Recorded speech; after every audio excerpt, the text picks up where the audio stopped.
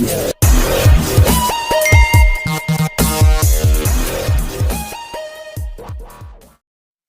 समस्त छात्र छात्री मानक स्वागत करुच्ची जो मैंने कि जुक्त 2 रे नाम लिखापी चाहूँगी।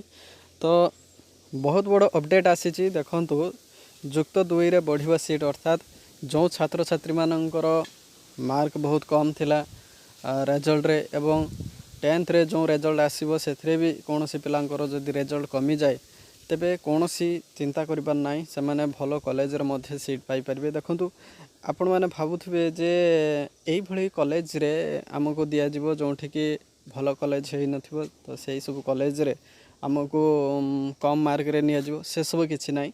तो सब कॉलेज रे गवर्नमेंट एमिति एक नियम आनी चंती जे सब कॉलेज रे सीट संख्या वृद्धि करा जिवो। तो एथि पई गणशिक्षा मंत्री मध्य आह्वान करचंती राज्य सरकार निर्देश क्रमे। तेणु समस्त कॉलेज गुड़िक जो कॉलेज रे सीट कम रही तो से माने चाहिए आसंता 7 तारीख मध्य जोटा कि अगस्त 7 तारीख मध्य से माने अप्लाई करि परिबे सीट वृद्धि करिया पई। तो फास्ट वीक तो कंप्लीट हो जिवो। तो आपणकर जो सेकेंड वीक जो रहुची सेकेंड वीक रे आपणकर निश्चित भाव में 13 ରୁ 14 भितर निश्चित भाव में आपणकर +2 एडमिशन प्रक्रिया आरंभ हो। तो यही लाटेस्ट वीडियो आपण मैंने पाइबापी मो चैनल को सब्सक्राइब कर दियो। एवं कहीं मु कहूँ ना ये जो +2 रे जो पिला माने एडमिशन हेबे तार जो लाइव डेमो वीडियो तो मु आपण माननकु देखेबी एवं स्टेप बाय स्टेप +2 रे केमती फॉर्म अप्लाई करिवे तो से सब मु देखेबी।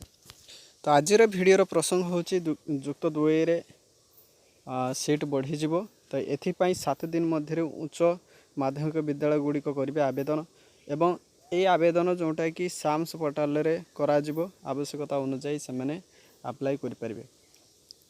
तो एथिपाई कौन सी चिंता करिबार नाही।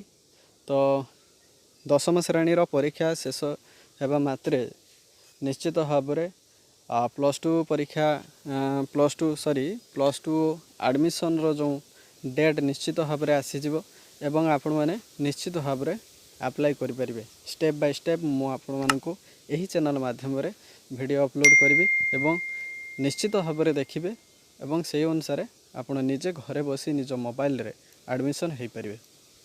तो आशा करुँची भिडटी निश्चित भाव में भल लगी। जदि भिडटी भल लगी निश्चित भाव में निज सांगसाथी मानक पाखक निश्चित भाव में ये भिडियो को शेयर करंतु बहुत मात्रा रे एवं नुआ करी आसी चैनल को सब्सक्राइब करंतु। एतिक रोचे धन्यवाद।